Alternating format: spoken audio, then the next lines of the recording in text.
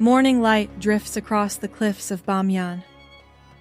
Below, a farmer quietly guides his wooden plow through the fields, his life unfolding beneath walls that once cradled giants. You'd never guess this peaceful valley once sat at the heart of the Silk Road, where caravans carried not just silk and spices, but ideas that reshaped half the world. Nearly 6,500 feet above sea level, Bamiyan lies in the core of Afghanistan's Central Highlands. A land of thin air, long winters, and a silence that feels ancient. Snow from the Hindu Kush melts into rivers that bring life to orchards and plains far, far beyond these mountains. This is Afghanistan in 2025.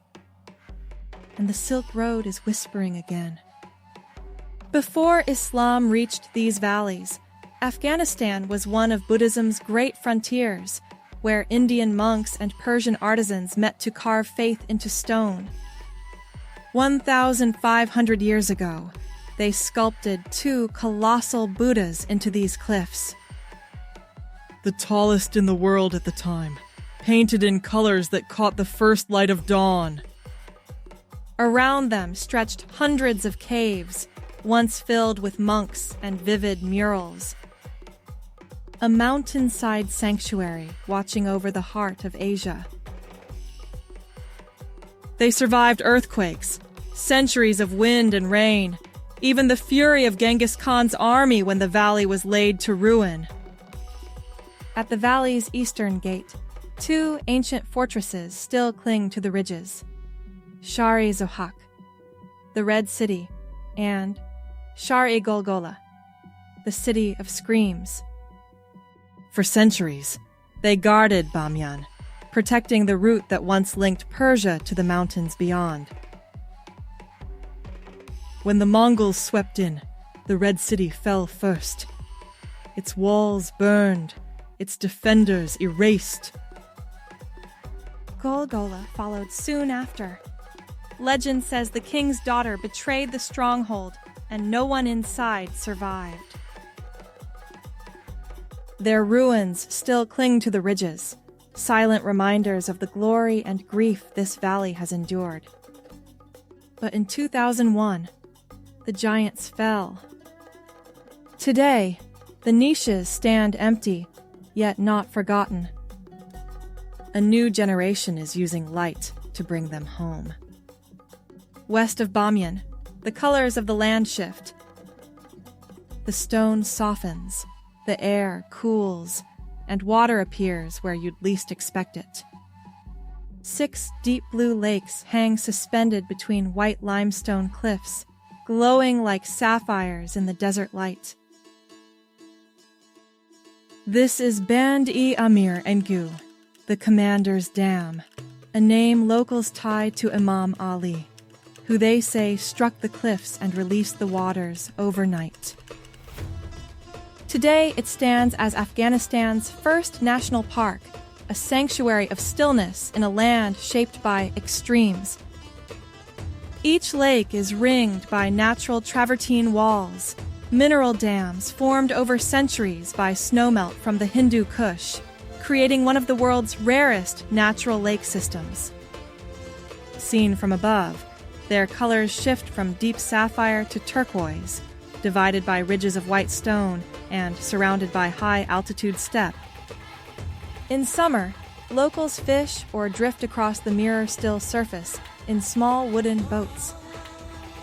It's hard to believe that in a country this arid, water can look this pure. Science says, mineral springs, 10,000 years in the making. Faith says, a miracle. Both are true. Beyond Band-e Amir, the road winds through wind-carved valleys and lonely plateaus where color fades once more. The water vanishes, and the earth returns to shades of rust and stone. Here, in the remote Central Highlands, the ruins of Chahelberg rise from the horizon. a medieval fortress complex nearly 9 centuries old. Its name means the Fort of 40 Towers. Built under the Ghorid Empire, it once guarded the trade routes linking Bamiyan to the west. When the Mongols swept through in the 13th century, Chehelberj was destroyed. Its towers shattered, its garrisons erased from history. Now, its crumbling walls blend into the cliffs themselves, their outlines barely distinguishable from the mountains that swallowed them. Few come this way now. Standing among its weathered stones, you can almost hear the echo of soldiers who once watched the caravans pass and the long silence that followed their fall. Past Chehelberj, the mountains close in again. The road narrows beside a winding river, the cliffs rising higher with every turn. And then, out of the dust and silence, something impossible appears.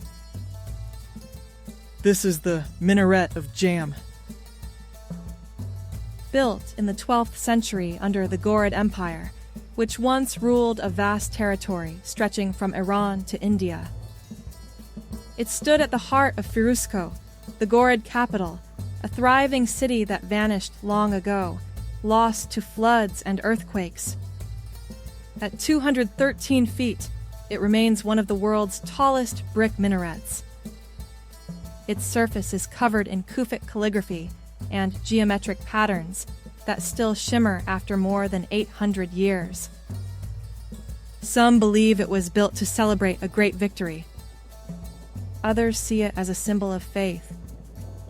Local legend even links it to the lost city of the prophet Jonah, adding another layer of myth to its silence.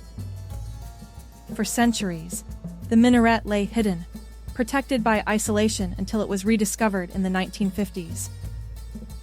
Today, it's recognized as a UNESCO World Heritage Site in danger. A masterpiece of Islamic architecture in Central Asia, and one of the last traces of a civilization the world almost erased. Yet, west of these mountains, that same civilization found new life in a city of poets, kings, and blue-tiled domes that still catch the desert sun. This is Herat, one of Afghanistan's great cultural capitals with a story stretching back more than 2,000 years. Founded on the fertile banks of the Hari River, Herat was known to the Greeks as Arya, a stronghold captured by Alexander the Great during his march across Asia. Centuries later, it flourished under Persian dynasties, and by the 15th century, it had become the dazzling capital of the Timurid Empire. A renaissance of art, science, and architecture that rivaled Florence. At its heart stands the Herat citadel, or Kala-e-Ikhtiyaruddin, a fortress first built by Alexander himself around 330 BCE, then rebuilt and expanded by successive dynasties as a royal residence.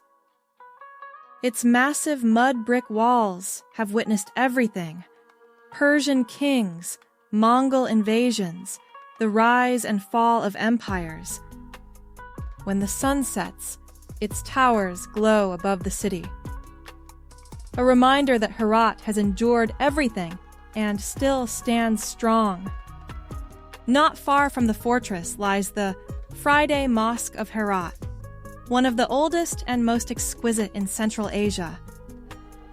Every inch of its surface shimmers with turquoise and cobalt tiles arranged in patterns so intricate they seem alive. Originally built in the 13th century and perfected by Timurid craftsmen, it remains a masterpiece of Islamic geometry, a vision of order and beauty that has survived earthquakes and centuries of turmoil. North of the mosque, ruins stretch across an open plain, the remnants of the Musalla complex. Once one of the grandest ensembles in the Islamic world, commissioned in the 15th century by Queen Gohar Shad, it included a madrasa, mosque, mausoleums, and towering minarets, some rising 180 feet, their surfaces glazed in blue and turquoise tile. The surviving inscriptions blend Persian poetry with Quranic verses, reflecting Herat's harmony of art and faith. Though earthquakes and centuries of neglect have reduced it to fragments, the remaining minarets still pierce the skyline. A quiet reminder of Herat's golden age when calligraphers, astronomers, and poets shaped the soul of an empire. Leaving Herat behind, the road climbs north through dry hills and open plains. The city's turquoise domes fade from view, replaced by silent ridges and the sound of the wind. This is the Band-e Pass, a mountain corridor linking Herat with the northern provinces. Its name means the Green Dam, though the landscape is rarely green. For centuries, caravans and armies crossed here, the same route that once carried goods and ideas between Persia and Central Asia. Today it remains a lifeline between Herat and the north. A road that threads through a land both unforgiving and endlessly beautiful. Beyond this point, towns grow sparse and Afghanistan returns to what it has always been: rugged, tranquil, and captivating. Northern Afghanistan has always been different, more fertile, more connected, a meeting point between Central Asia and the steppes beyond. For thousands of years, this region has been a cradle of civilization. And nowhere tells that story better than Balkh, often called al-Balad, the mother of cities. One of the oldest continuously inhabited places on Earth, Balkh was already a thriving center long before Herat rose to glory. It was once the capital of the Greco-Bactrian kingdom, later home to Persian kings and among the earliest centers of Buddhism in Central Asia. Some say Zoroaster himself, the founder of Zoroastrianism, lived and taught here, making this land sacred long before Islam arrived.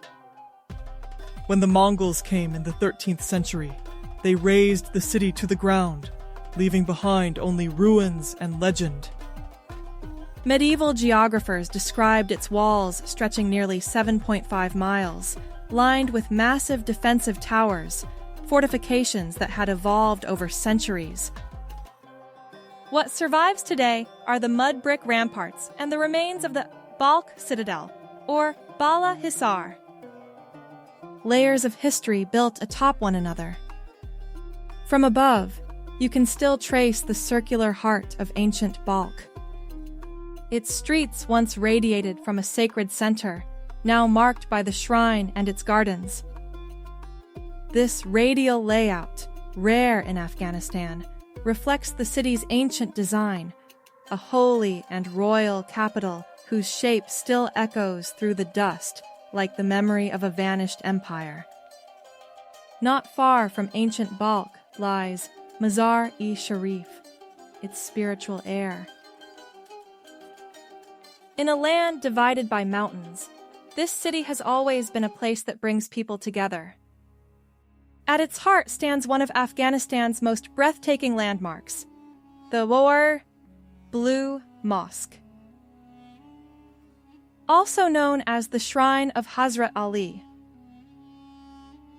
Legend says it was built where Ali's tomb was rediscovered centuries after being lost to history.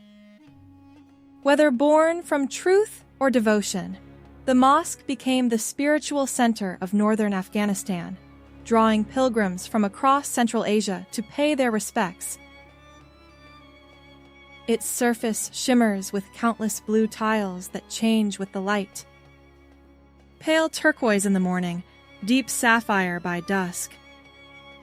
In its courtyards live white pigeons believed to be symbols of peace. And legend says they never leave. From the northern plains, the road turns south once more. The mountains close in. The air cools and the journey climbs toward the heart of the country. Ahead lies Kabul, a city rebuilt, reinvented, and reborn more times than history can count. For centuries, Kabul has stood at the crossroads of empires shaped by Persians, Mughals, and countless others who passed through its valleys. Once a key stop along the Silk Road, it became a place where people from India, Persia, and Central Asia came together to trade and share ideas. In the mid to late 20th century, it was often called the Paris of Central Asia, a place of rose gardens, poetry, and open cafes before decades of conflict reshaped it. You can still feel traces of that spirit in the bazaars where merchants call out from behind stalls of spices, copperware, and dyed fabrics. Among the treasures sold here, none carries Afghanistan's soul quite like its hand-woven carpets. Woven in villages from Herat to Mazar, each carpet reflects the life of its maker. The patterns of the land, the rhythm of the seasons, and traditions passed down through generations.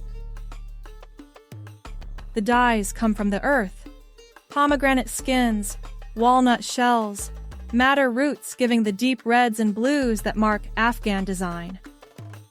Once finished, the carpets make their way through Kabul's markets, continuing a trade that has connected Afghanistan to the world for hundreds of years. High above the sprawl on the slopes overlooking the valley lie the gardens of Babur.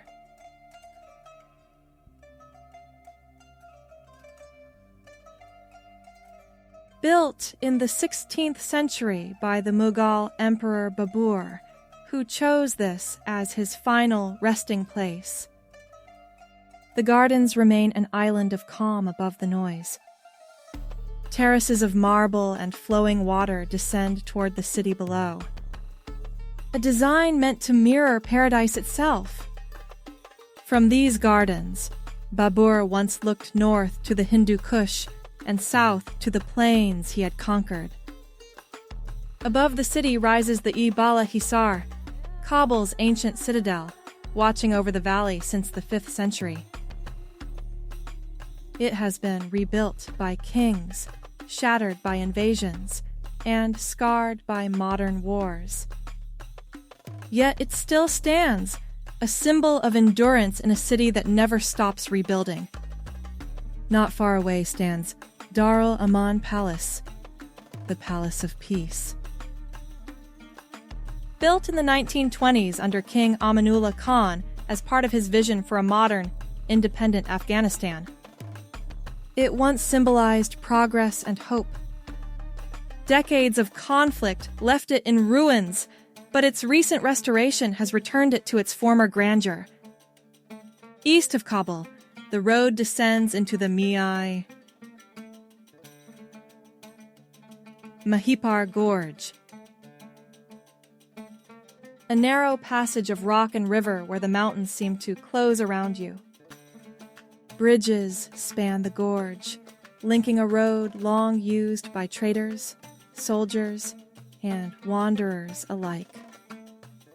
A route that has seen both commerce and conflict for centuries. Here, the remnants of empire give way to wilderness, and Afghanistan reveals its raw, untamed beauty once more. Beyond the gorge, the road continues through a region of striking beauty. A land of deep valleys, clear rivers, and forested slopes that seem to rise endlessly into the clouds. This is eastern Afghanistan, where rugged mountains meet pockets of fertile green and villages perch on terraces carved from stone. The air here feels different. Cooler, fresher, alive with the sound of water and wind. Though scarred by years of conflict, it remains one of the country's most breathtaking and least explored regions. Amid this landscape lies Nuristan, once called Kafiristan, the land of the infidels, until its people embraced Islam in 1896, and it became the land of light.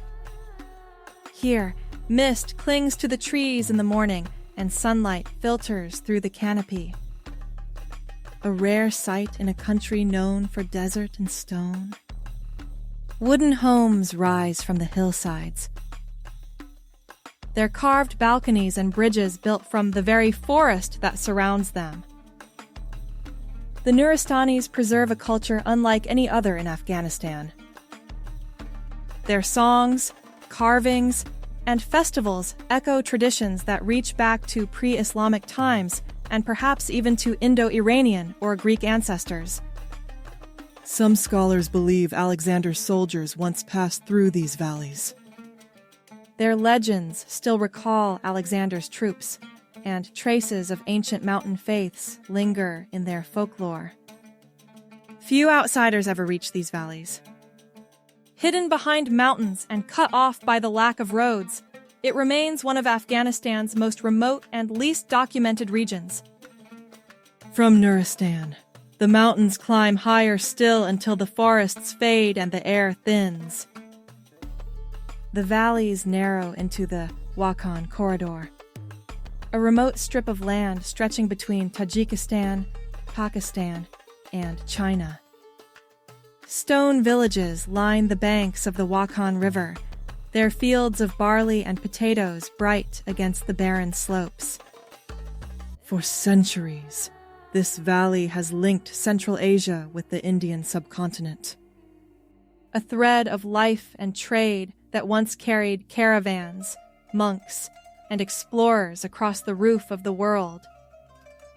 About 220 miles long and only 12 to 37 miles wide, the corridor was drawn on maps during the Great Game of the 19th century, a buffer between Russian and British ambitions. Farther east, the land rises above 13,000 feet into the Afghan Pamir. A vast wind-swept world where the Hindu Kush, Pamir, and Karakoram ranges converge. The air is thin, the wind sharp, and the silence endless. Snow-capped peaks shimmer in every direction, some soaring beyond 23,000 feet, many still unclimbed and unnamed. Nomadic Wakhi and Kyrgyz families still move with the seasons, herding yaks across these high plateaus along routes unchanged for millennia. At its farthest edge, the Swakcher Pass touches China. Though no road crosses it, only glaciers and silence separate the two worlds. As dusk falls, the road climbs north once more. The desert fades to gold, then disappears into the mountains. Night settles over Bamiyan. The cliffs darken, and then light returns, flickering across the valley, touching the same fields, the same river, the same people who have always lived here. The same hands that work the land by day now keep their history alive through light.